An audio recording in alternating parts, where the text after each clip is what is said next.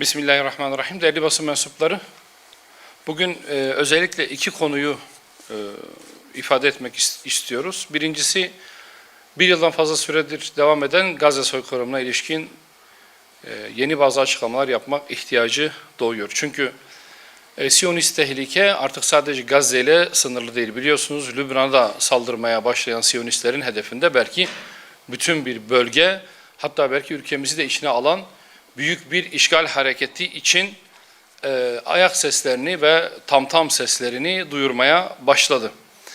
Özellikle bu süreçte sivil kayıplara aldırmayan, hedef gözeterek çocukları, kadınları, yaşlıları katleden Siyonistlerin bu barbar saldırıları, bu soykırım suçlarına rağmen ABD'nin hala hava savunma sistemleri konusunda kendisini tahkim edeceğine dönük açıklamaları, hala Almanya'dan gelen silah ihracatının azaltılmayacağı ya da durdurulmayacağı yönündeki beyanatlar Siyonistlerin adeta şımartıldığını ve önümüzdeki süreçte çok daha büyük katliamlara imza atma potansiyelini barındırdığını ve bütün bir bölgeyi ateş altına alacağı hususundaki kanaatleri güçlendirdiğini söyleyebiliriz. Bütün bunlar olup biterken acaba Müslümanlar ne yapıyor? İslam ülkeleri ne yapıyor? Hükümetlerimizden ne ses çıkıyor? Sadece koca bir sessizlik. Hala İslam ülkeleri ve bölge ülkeleri Birleşmiş Milletler'e çağrı yapmakla yetiniyorlar. Değerli arkadaşlar, Birleşmiş Milletler'e çağrı yapmakla Siyonistlerin durdurulamayacağını artık herkesin bilmesi gerekiyor. Çözüm, güç birliği yaparak Siyonistleri caydıracak adımlar atmak. Çözüm, bu barbar işgale karşı direnen direnişçilere destek vermek ve onları tahkim etmek. Bütün bir Batı'nın, ABD'nin Siyonistlere her türlü kaynağı aktardığı bu süreçte halen daha uluslararası kuruluşları yardıma çağırmakla ya da Birleşmiş Milletler gibi içeriği boşaltılmış kuruluşları göreve çağırmakla Siyonistlerin durdurulamayacağını hepimizin bilmesi gerekiyor. Çare sadece ve sadece fiili bir müdahale ve direnişin fiili olarak desteklenmesidir. Başka da çıkar yolumuz yoktur. Değerli basın mensupları, son birkaç gündür özellikle sağlık sektöründe yaşanan skandalları konuşuyoruz. Yeni doğan çetesi olarak adlandırılan bir çetenin minnacık bebekleri, henüz ana karnından yeni doğmuş bebekleri sırf 3-5 kuruş para kazanmak uğruna katlettikleri gerçeğiyle yüz yüze kaldık. İçinde doktor var, hemşire var, 112 çağrı merkezi çalışanları var, ambulans şoförleri var. Bu bir kokuşmuşluk hali, bu bir cinnet hali. İnsanlık veya insanlarımız bu hale nasıl düştü? Birkaç bin TL daha fazla para kazanmak için veya birilerini zengin etmek için insan canına kıyma potansiyeline nasıl eriştik? Baktığınızda hepsi okumuş, içlerinde cahil yok.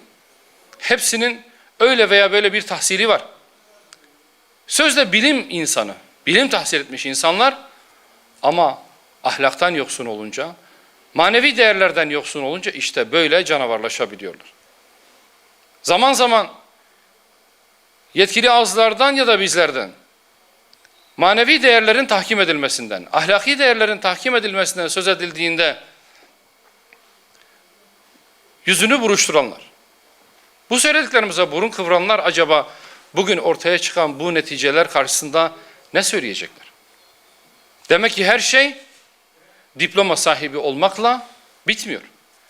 Demek ki ahlaklı nesil, vicdanlı nesil, imanlı nesil sadece 3-5 matematik sorusu çözmekle kazanılmıyor. Geçtiğimiz haftalarda eski Milli Savunma Bakanı Hulusi Akar eğitim Allah korkusudur dediğinde nasıl da kıyameti koparmışlardı, hatırlıyorsunuz değil mi? Evet, gerçekten de öyledir. Yüreğinde Allah korkusu, Allah sevgisi olmayanın insana nasıl kıymayacağını garanti edebilirsiniz? O halde esas olan manevi değerleri tahkim etmek, bilimin yanında ahlak ile de mücehhez olmak, yüklenmek. Sadece işin maddi boyutuna odaklanarak, sadece bilimsel 3-5 formülü çocuklarımıza ezberleterek onları insan yapamayız. İnsan olmaları için ahlaklı olmaları, vicdanlı olmaları, manevi değerlerle de kuşanmış olmaları gerekiyor. Elbette sayısı 47'yi bulan bu çete mensuplarının işlemiş oldukları bu vahşet karşısında en ağır cezayla cezalandırılmalarını talep etmek hepimizin ortak talebi. Ama sadece bunların cezalandırılmasıyla biz bu sorunu çözebileceğimize inanıyorsak sadece kendimizi kandırıyoruz. Önleyici tedbirleri almamız da gerekiyor. Sağlık sektöründe teftiş olmadan, denetim olmadan bu kadar insan sağlığının emanet edildiği özel kuruluşların denetlenmesi olmadan insanların sağlığa olan güvenini tesis edemeyiz. Sağlık insanlarımız için bir vazgeçilmezdir. Sağlık hizmetlerinden güven içerisinde istifade etmek hepimizin hakkıdır. Şimdi dönün bakın, kim artık sağlık çalışanlarına güven içerisinde tedavi olmak için başvuracak? İşini hakkıyla yapan, namusuyla yapan, özveriyle çalışan sağlık personellerine, hekimlerimize, hemşirelerimize artık nasıl güvenle bakacak insanlarımız? Hiç bunu düşünmüyor muyuz? Her zaman ifade ettiğimiz gibi yine ve yeniden tekrar ediyoruz. Denetim, denetim, denetim. Denetim olmazsa, kontrol olmazsa, teftiş olmazsa bütün kurumlar çürüme potansiyelini barındırır. Hükümete çağrımız budur. Sadece icra makamında icra işlemler yapmak yetmiyor. Birilerine etki vermek, birilerine imza etkisi vermek yetmiyor. Onları kontrol etmek de, onları denetlemek de hükümetin başlıca ödevlerinden bir tanesidir. Açıkçası Milliyetçi Hareket Partisi Genel Başkanı Sayın Devlet Bahçeli'nin bu ifadeleri alelade söylediğini, önünü arkasını düşünmeden sarf ettiğini tahmin etmiyoruz. Son zamanlarda basına da yansıdığı ölçüde MİT mensuplarının Abdullah Öcalan'la İmralı'da görüştüğü, buna dair bazı temasların olduğu ifade edilmişti.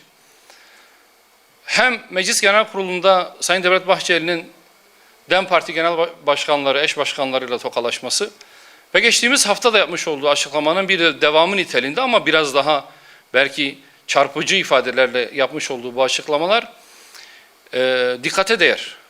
Bundan sonra nasıl adımlar atılır, hükümet bu konuda nasıl bir tavır sergiler, doğrusu şu anda söylemek erken. Söyleyeceklerimizin tamamı sadece birer tahminden ibaret olur ama öteden beri söylediklerimizi yeniden tekrar etmekte fayda var.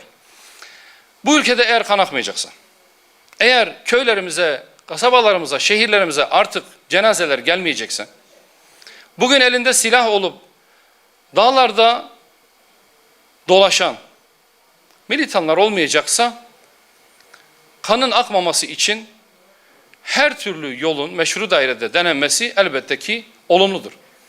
Toplumsal barışa hizmet edecek her türlü adıma Hüdapar olarak bizler de destek veririz. Çünkü esas olan insanımızı yaşatmaktır. Örgüt sadece Kürt meselesinin bir sonucundan ibarettir. 100 yıldan fazla bir süredir yaşanmışlıklar var. Esas meselemiz hukuku olmadığı için tahakkuk edememiş bir kardeşliğin yeniden tesis edilmesidir. Bu cümleden olarak eğer amacımız, gayemiz kardeşliğimizi hukuk temelinde kalıcı hale getirmekse Hüdapar olarak biz elimizden gelen bütün gayreti göstermeye hazırız. Eğer mesele sadece bu meselenin bir neticesi olan örgütün silah bırakması, artık şiddete başvurmaması ise, kendini lağvetmesi ise elbette ki bu konu elinde silah olanlarla görüşülmekle çözülebilir. Silahı bırakmanın muhatabı şu anda silahı elinde tutanlardır elbette. Bu bir açıdan önemli çünkü yıllardır biz ifade ediyoruz. Bizim kardeşliğimizin hukukunun tescil edilmesi, tecelli etmesi için bugüne kadar 40 yıldır akan kan sadece çözümsüzlüğe sebebiyet vermiştir. Kürt meselesi kanla, şiddetle, silahla çözülecek bir mesele değildir. Tam aksine bu sonuç Kürt meselesini çözümsüzlüğe itmektedir. Bizim odaklanmamız gereken çözümün tesis edilmesidir. Çözüme odaklanmamız gerekiyor. Örgüt silah bırakır, hangi şartlarda bırakılır, bunun karşılığında neler yapılır, hangi yasal düzenlemeler yapılır, o ayrı bir konu. Ama 1000 yıllık kardeşliğimizin hukuk temelinde tecellisi için, yeniden inşası için daha atmamız gereken çok adımlar var. Günün sonunda Kürtler temel hak ve hürriyetlerine hem anayasal hem de yasal zeminde kavuşacak mı, kavuşmayacak mı? Esas üzerinde durmamız gereken ve bizim durduğumuz mesele budur. Önümüzdeki süreç neleri gösterir bilmiyoruz ama son olarak belki şunu ifade etmek gerekiyor. Bu tür süreçlerde toplumsal barışa dair bir inancı, bir ümidi olan herkes toplumsal barışa evet der ama onlar kökleri içeride olanlardır. Ama dikkat edin, kökleri dışarıda olanlar daima bu tür hususları hem istismar eder hem de sabote eder. Bunun da bilinmesinde fayda var. Başka sorusu olan? Teşekkür ediyorum arkadaşlar. Hayırlı günler diliyorum.